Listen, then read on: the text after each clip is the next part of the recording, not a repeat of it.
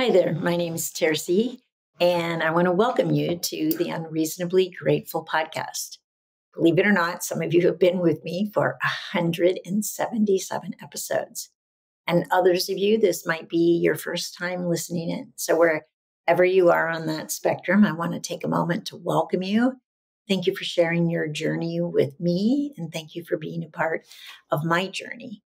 I started this years ago, and as just the realization that I've learned so much from other people's stories, so I could share my story and perhaps it would benefit other people. I wrote a book also called Unreasonably Grateful, Living in Grace by Choice, and started the podcast. And I'm continue to be honored and grateful for the opportunities that have come out of this and for the people I've met and for your generosity and letting me into your journey. Sometimes it's easier to see something about our own lives or our own relationships or just ourselves when we hear somebody else sharing about their lives, their relationships, their families, their stories. I know I've learned a lot from other people's stories, so it's my hope that you'll learn something from me sharing my story. And every week, I promise you, I'll show up. I'll be here.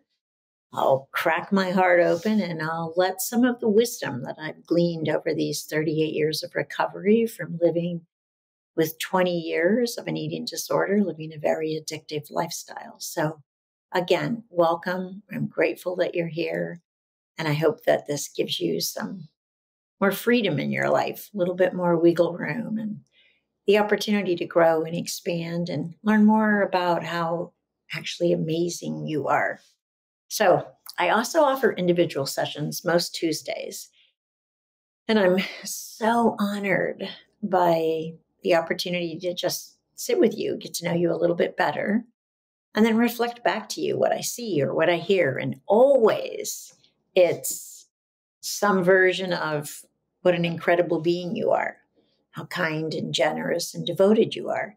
And it's truly what I do experience. And I think perhaps all of us live with a pretty high level of self-criticism or external criticism, or at the very least, maybe comparing ourselves to other people, especially with, the attention on social media and so many different versions.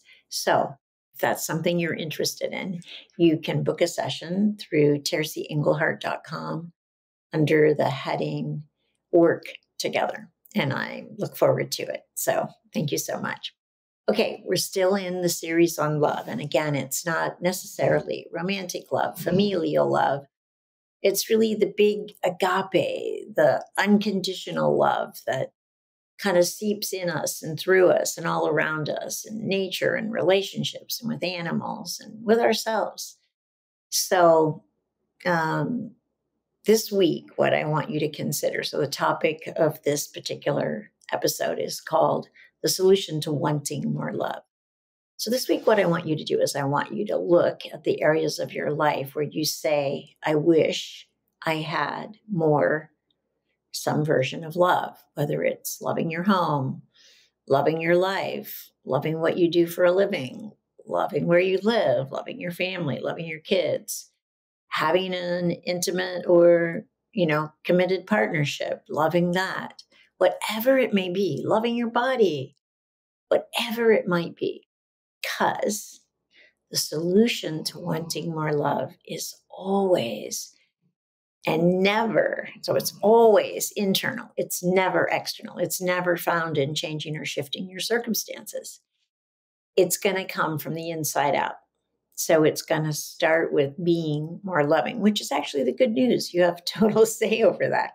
And how do you be more loving? Keep your attention on what you love, what you appreciate. You help redirect your vision, your awareness to the beauty, the grandeur, all the things that you can possibly see, whether you're looking out at a beautiful seascape or the mountains or watching a bird fly or looking at your husband or looking at a friend or your mother, your father. It doesn't matter what it is. It's learning to shift your vision. It's like what's creating the picture that you're having from the inside out, not the outside in. And the more you can see and keep your attention on what you love, what you appreciate, what you're grateful for, the more you'll actually experience being a vessel that can receive, hold, and distribute more love. So that's the goal this week. Whatever area of your life where you're saying to yourself, I wish I had, or I want more love in this particular area, your job is then to see if you can't begin to discover and see and observe and then create the picture of the love that you actually want. Because guess what? It's already there.